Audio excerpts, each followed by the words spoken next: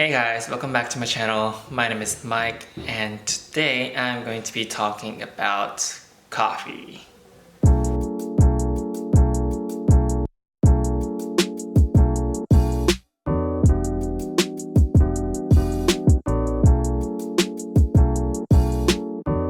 To be more specific, I'm going to be talking about how to make a better coffee at home and or buy a better latte outside at a cafe. I'm first going to start with describing how to make a better coffee at home using Chemex, which is this thing right here, and V60 Hario, this thing right here.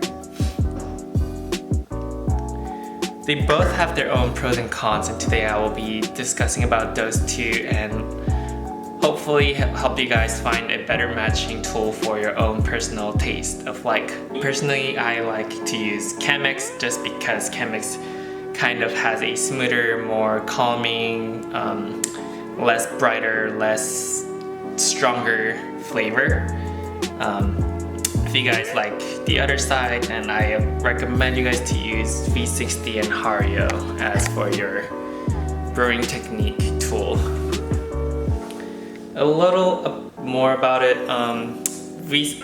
Chemex right here is a 2 people serving tool, not a 1 person serving tool, and a lot of people misunderstand that and brew 1 person serving and this 2 person serving Chemex, which is the reason why they can't get a good coffee in it, which results in turning back on Chemex and leaning toward other stuff.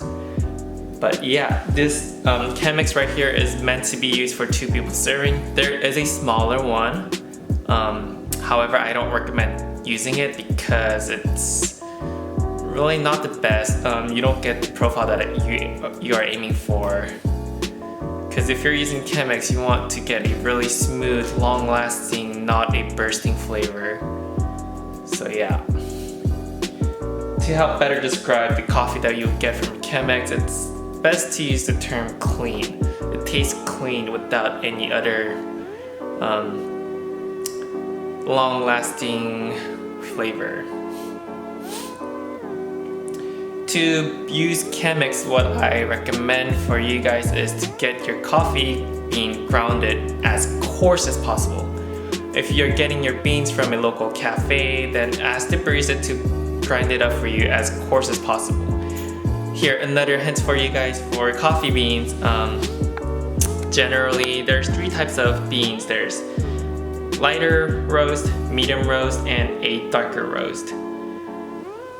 From the roasting date on, they each needs a aging period because once the beans are straight out of the roasting machine, the air is trapped inside the bean and it's trying to leave. And if you try to use the bean right after the roasting period, then it's gonna taste really bright and you won't get the full flavor that you are aiming for. For dark roast, it's best to be served within 7 to 14 days after roasting. And if you want any longer than that, 14 to 30 days. No longer than 30 days.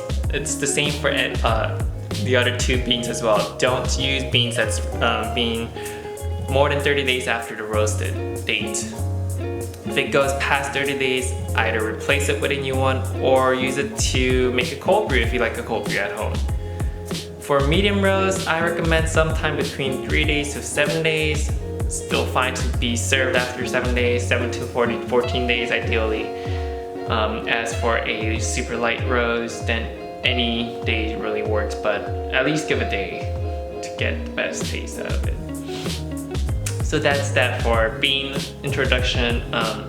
Once you get your bean grounded up as coarse as possible, you would ideally want to use 42 grams of coffee ground into Chemex. And before you pour the coffee ground, you want to have the filter wet with hot water and keep the hot water inside the Chemex for a little while so that the Chemex could kind of steam up and be heated up, so it will keep the air inside the Chemex.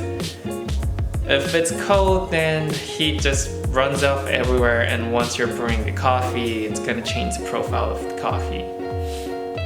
It's the same for V60 and Hario. Make sure to wet the filter with hot water before you guys use it, and then start from there on. Remember to dump out the water inside before you guys start pouring the actual coffee in. So yeah, back to talking about Chemex. You want to use 42 grams of coffee grounds, and you want 650 grams of water, fully extracted within 5-minute 15 mark to 6-minute 15 mark. I will be showing a demonstration video next week or next week, one or the other, because I'm also doing a demonstration video for V60 Hario. So I will do one video for each of those two. So stay tuned. Remember to subscribe my channel to be updated once those are up. Now talking about V60 and Hario, that one is for a one-person serving, so if you guys are aiming for a one-person serving, that is the best for you. However, it is stronger than Chemex, so be advised for that. It's not supposed to be terribly too strong. If it's too strong, that's probably have to do with the brewing technique that you're doing, or the bean is not a good quality bean. You would want a medium coarse coffee ground for V60 and Hario.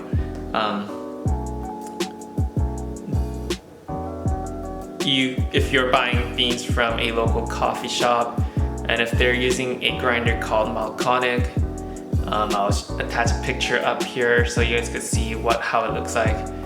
Then ask the barista to ground it up in 6.5. That is my best preference for Harios.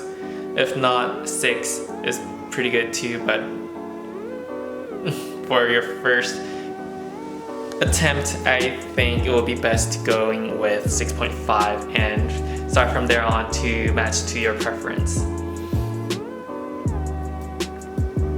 After you get that coffee grounded up, you want 24 grams of coffee ground. If you want it stronger, go with 25 grams.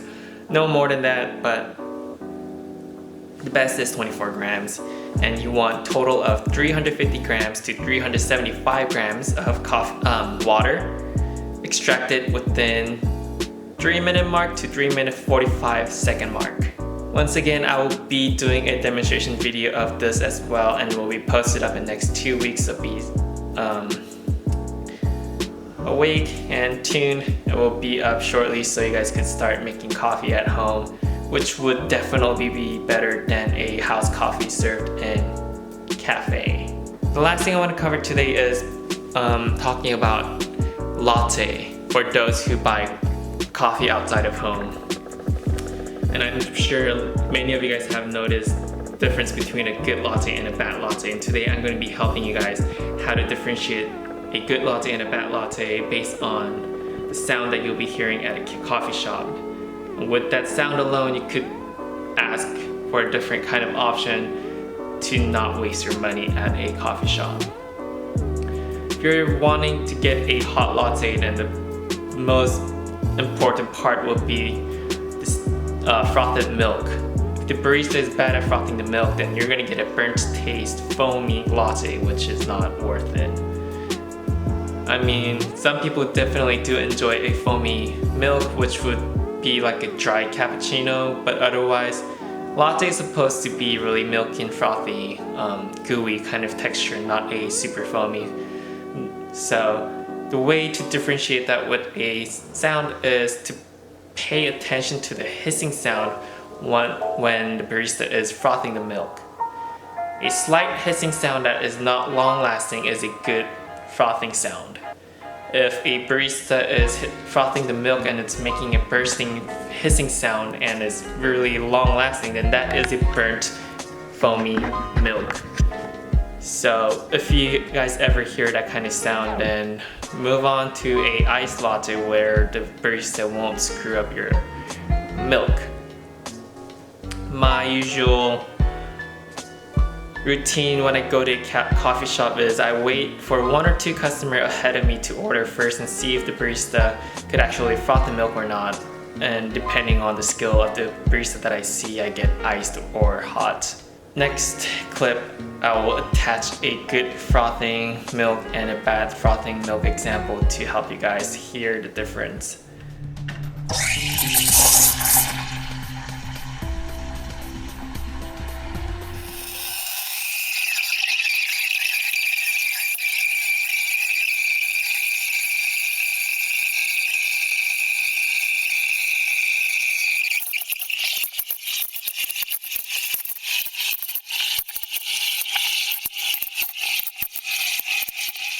As for those who always drink iced lattes, the important part for you guys will be the espresso.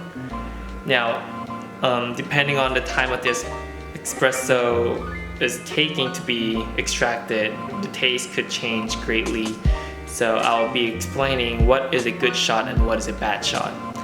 Espresso tends to be or should be pulled within 24 seconds to 30 seconds. If it's over than that or less than that, that is a very bad shot.